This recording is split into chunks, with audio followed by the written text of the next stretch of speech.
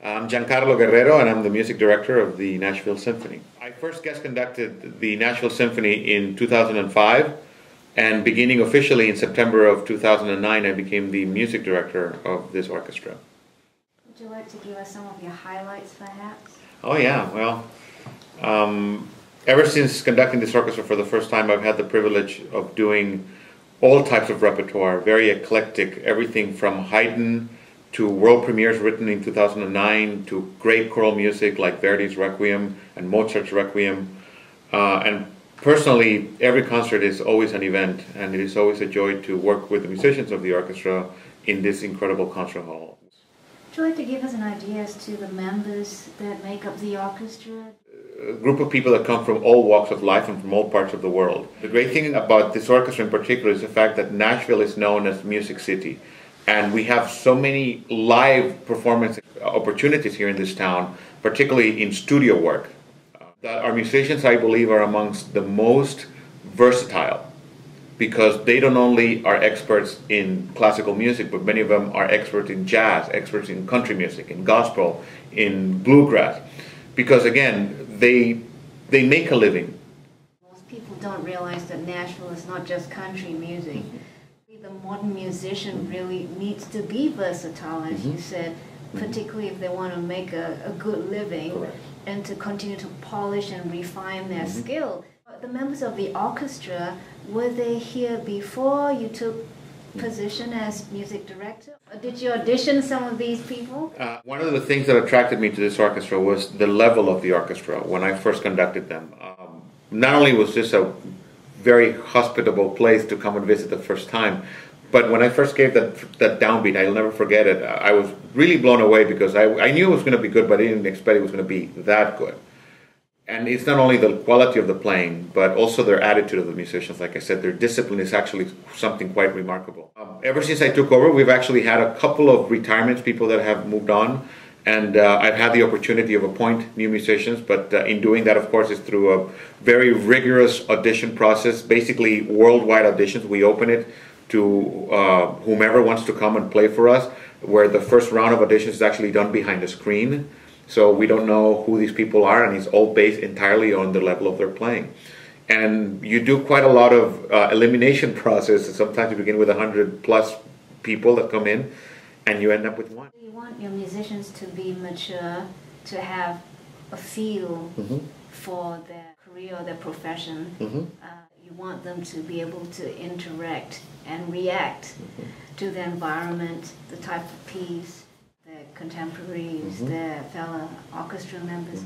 So, considering that your material can be fairly eclectic, as you said, how many of these people actually play other instruments, maybe folk instruments? Commonly in our orchestra, we have flute players that play the piccolo, we have the clarinets who play the bass clarinet, bassoons who play contrabassoon.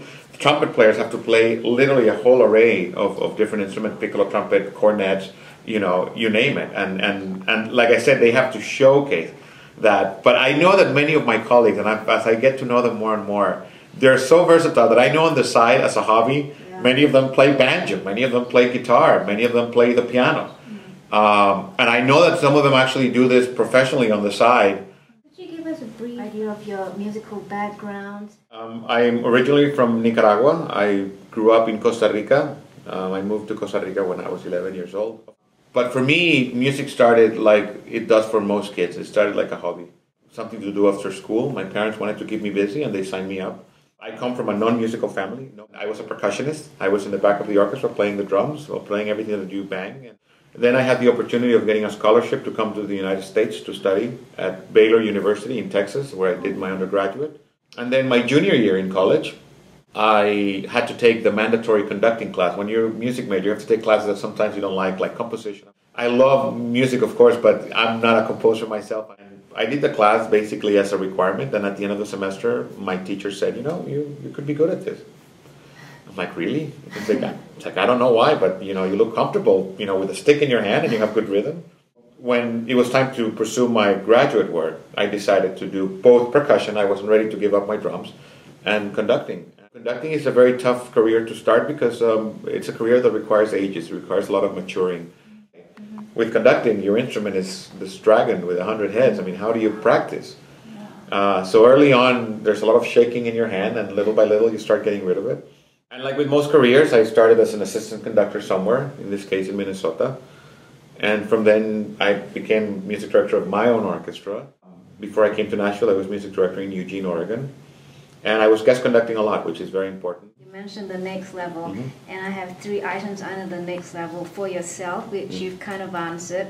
For the orchestra, what kind of advice would you give an aspiring musician who wants to go into conducting? Where should they begin? What should they look for? Well, the next level for this orchestra, we are building that every day, which is recording more. As this week, actually, we are making another CD. That is going to enhance our reputation outside of Nashville. Touring is very important, not only to Europe. I would like to see us going to Southeast Asia. As far as advice for conductors, buy as many scores and CDs and DVDs as you can, and sneak yourself into as many rehearsals, concerts as you can. Watch other conductors do what they do. That's how I learned to conduct. I played in an orchestra. I sat in the back of the orchestra for years, watching other people do their work. It's remarkable how much you can learn, especially from the not so good conductors, what not to do. And I think that applies to anything in life, in any career. This takes 2 minutes to learn. It's the learning of the repertoire, sitting down and studying a piece deep. That's what takes decades. And the earlier they start, the sooner they'll be up in front of a group. So, my pleasure. I hope to see you. Yes, likewise. Thank you.